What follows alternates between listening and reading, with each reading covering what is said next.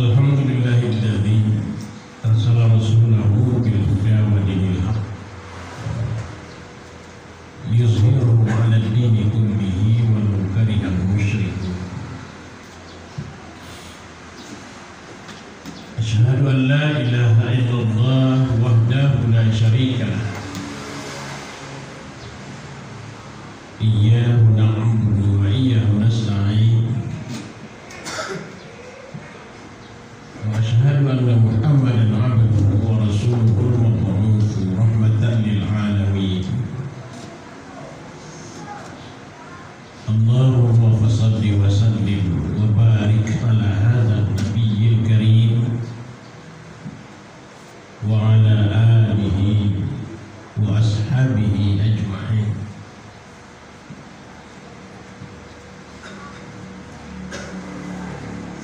Amma ba'd.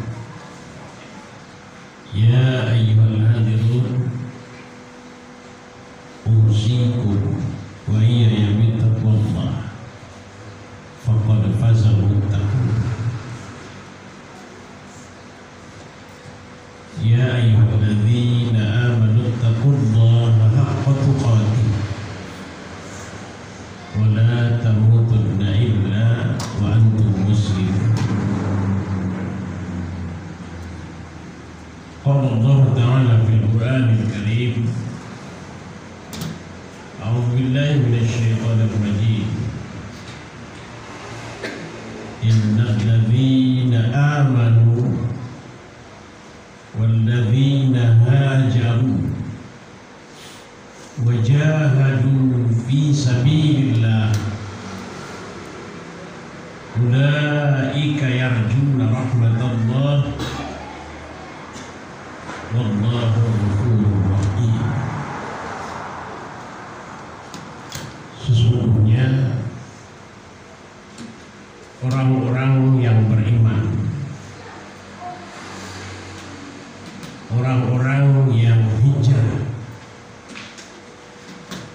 dan orang-orang yang berjihad pada jalan Allah, mereka itu mengharapkan rahmat Allah,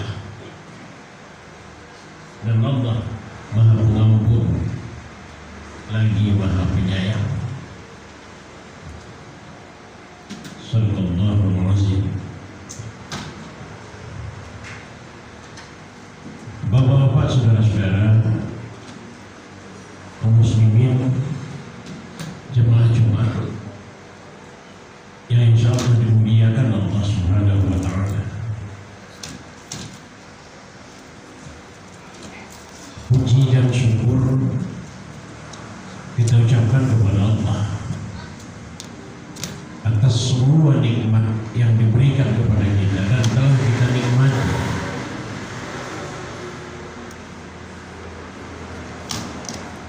Kita diberi kesempatan, kita diberi kesehatan. Alhamdulillah, hati kita masih diberikan petunjuk sehingga kita berimani akan kebenaran apa yang disampaikan oleh Allah di dalam Al-Quran dan oleh hadis Rasulullah SAW. Semua itu adalah merupakan nikmat yang luar biasa. Mari kita syukuri. Salawat dan salam untuk junjungan kita Nabi Muhammad SAW. Allahumma salli ala Muhammad wa ala ali Muhammad. Dari mimbar Jumat yang mulia ini, Khatib menyampaikan ajakan untuk saling mengingatkan. Marilah kita senantiasa berusaha untuk terus-menerus meningkatkan keimanan, ketakwaan kita kepada Allah Subhanahu wa Ta'ala, memetik hikmah dan setiap peristiwa, karena sesungguhnya apapun yang terjadi itu adalah merupakan tanda kebesaran Allah Subhanahu wa Ta'ala. Semoga kita akan masuk kepada kelompok hamba Allah yang memperoleh kebahagiaan di dunia. Tapi bukan hanya itu, seterusnya juga kita masuk kepada kelompok hamba-hamba Allah yang memperoleh kebahagiaan di akhirat bersama para rasul, para nabi, para syuhada, dan orang-orang saleh lainnya. Jemaah-jemaah rahimahumullah, masih kita berada pada suasana awal tahun baru Islam, tahun hijrah. Maka sebagai judul khutbah kita pada kesempatan yang baik, singkat dan mulia ini adalah berusaha untuk berubah kepada yang lebih baik sebagai makna daripada hijrah. Ayat yang kita bacakan di awal tadi menjelaskan tentang ada 3 kelompok umat, kata Allah Subhanahu wa Ta'ala, yang oleh Allah dikategorikan bahwa ketiga kelompok umat itu yang disebutkan secara jelas di dalam ayat itu adalah merupakan orang-orang yang harap mereka terhadap rahmat Allah. Siapakah yang 3 kelompok yang dimaksudkan di dalam ayat itu? Yang pertama adalah orang-orang yang beriman. Innal ladzina amanu. Yang kedua, wahajar, orang-orang yang berhijrah. Yang ketiga, wajahidu fi sabilillah, yang berjihad pada jalan Allah. Sesuai dengan judul yang kita angkatkan pada khutbah Jumat ini, maka kita memfokuskan pembahasan kepada yang kedua pada urutannya di dalam ayat Al-Quran itu, termasuk orang yang harap mereka akan rahmat Allah, yakni orang-orang yang berhijrah. Bapak-bapak, saudara-saudara, kaum muslimin, jemaah yang berbahagia, pada masa Rasulullah SAW, Rasulullah bersama para sahabat melaksanakan hijrah itu secara fisik, yakni dalam pengertian berpindah dari satu tempat ke tempat lain, dari satu kota ke kota lain. Nabi pernah hijrah ke Taif, lalu kemudian sebagai starting point kemajuan perkembangan dakwah Islam, Rasulullah bersama para sahabat hijrah dari Mekah Al-Mukarramah ke kota Madinah Al-Munawwarah yang dulu pada masa itu disebut dengan Yathrib. Lalu kemudian pertanyaannya, apakah kita pada masa sekarang ini harus juga melakukan hijrah dengan berpindah secara fisik? Jemaah yang berbahagia, jika kita membaca apa yang disampaikan oleh Rasulullah SAW tentang makna hakiki daripada hijrah itu, kata beliau, wal muhajiru man hajara ma nahallahu anhu. Jadi hakikatnya orang yang berhijrah itu adalah orang yang meninggalkan segala sesuatu perbuatan yang dilarang oleh Allah Subhanahu wa Ta'ala. Tentu mereka dengan meninggalkan yang dilarang itu berpindah kepada perbuatan yang diridhoi oleh Allah Subhanahu wa Ta'ala. Jemaah Jumat rahimahullah, maka kalau kita amati pengertian pengertian yang diberikan oleh para ahli. Di antaranya salah satu yang kita kutip, misalnya Dr. Nur Rofiah. Apa pendapat beliau tentang hijrah itu? Dalam sebuah definisi disampaikan bahwa hijrah itu adalah berpindah dari keadaan yang semula buruk menjadi keadaan yang lebih baik.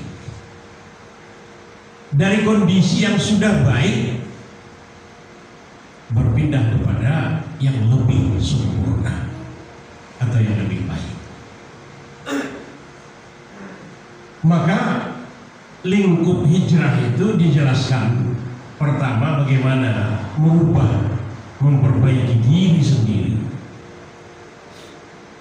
memperbaiki cara berpikir, memperbaiki cara berbicara, memperbaiki cara bersikap, bertingkah.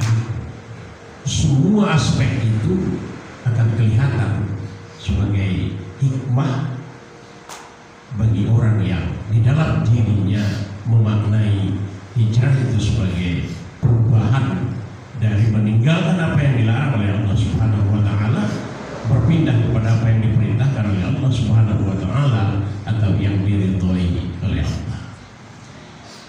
Bapak-bapak, saudara-saudara kaum muslimin jamaah yang berbahagia, maka sebagai manusia, bil khusus sebagai seorang muslim, kita tentu ingin menjadi lebih baik.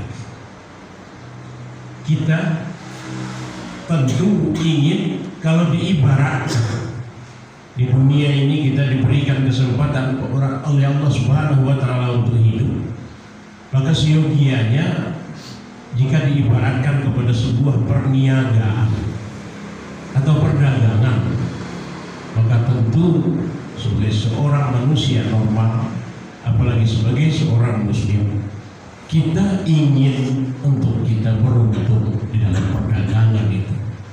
Kita tidak ingin mengalami kerugian di dalam perniagaan itu. Maka kita berusaha untuk berpindah, memperbaiki diri untuk hal-hal yang lebih baik dengan memaknai hijrah itu.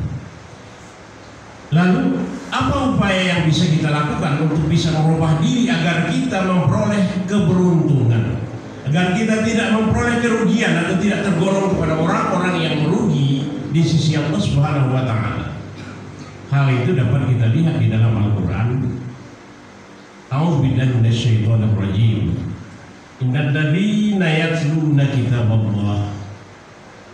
Yang pertama yang dapat kita lakukan adalah senantiasa membaca, mempelajari, lalu kemudian untuk mengamalkan Al-Quran sebagai pedoman di dalam kehidupan adalah kitabullah. Al-Quran merupakan pedoman, Al-Quran merupakan patron, acuan.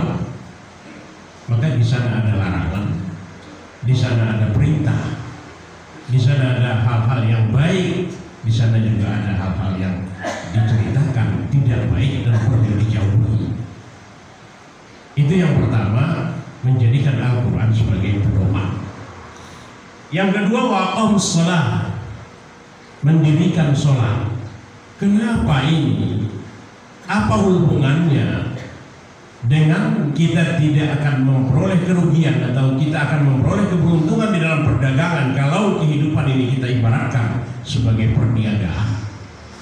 Jemaah yang berbahagia, dalam Al-Quran disebutkan oleh Allah, inna sholata tanha 'anil fahsya'i wal munkar. Salat itu mencegah insyaallah daripada perbuatan keji dan munkar.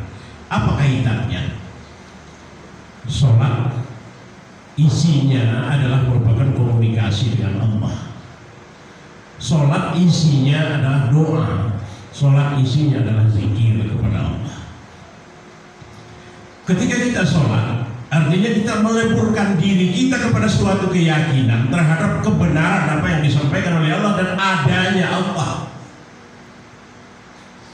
Maka itu akan memunculkan rasa takut dan harap. Kita takut akan siksanya, kita harap akan kebaikan-kebaikan kebaikan yang diberikan kepada kita berupa kasih sayang. Maka seseorang yang melakukan sholat, yang ia minta petunjuk kepada Allah, minta perlindungan kepada Allah, berzikir mengingat Allah, tentu ia akan berusaha untuk menghindarkan diri daripada perbuatan-perbuatan yang sholih. Subuh sholat, kemudian berangkat bekerja, hampir-hampir di dalam memorinya tadi goyang, lalu kemudian diingatkan kembali sholat subuh, komunikasi dengan Allah, zikir kepada Allah, berdoa kepada Allah. Asar, lalu kemudian maghrib, sholat lagi, menjelang tidur, sholat isya juga dilakukan lagi komunikasi dan minta petunjuk kepada Allah. Kalau orang benar-benar di dalam sholatnya itu, maka insya Allah dalam rentang waktu antara subuh dengan zuhur, zuhur dengan asar, asar dengan maghrib, maghrib dengan isya, nyaris tidak ada peluang baginya untuk melakukan perbuatan salim. Kenapa? Karena ia akan diingatkan oleh apa yang ia lakukan di dalam sholat itu. Baru di situ akan ketemu apa yang disampaikan oleh Allah, inna sholata tanha 'anil fahsya'i wal munkar. Maka yang kedua yang mesti kita lakukan secara konsisten dan istiqamah, jika kita ingin beruntung atau tidak merugi di dalam perdagangan ini sebagai perubahan pada diri memaknai hijrah ini adalah istiqamah menjalankan sholat dengan sebenar-benarnya. Yang ketiga, wa'anfaqu mimma razaqnahum, menafkahkan sebagian harta yang diberikan oleh Allah kepadanya sebagai anugerah pada jalan Allah, memperhatikan anak yatim, memperhatikan fakir miskin, memperhatikan rumah ibadah dan sebagainya. Ini menunjukkan sebagai simbol bahwa manusia perlu membangun hubungan atau relasi dengan sesama manusia, karena hubungan dengan Allah itu tidak akan bisa selesai tanpa kita selesaikan hubungan kita dengan sesama manusia. Maka penting membangun hubungan dengan Allah, tapi tidak boleh diabaikan juga penting untuk memperhatikan dan membangun relasi dengan sesama manusia.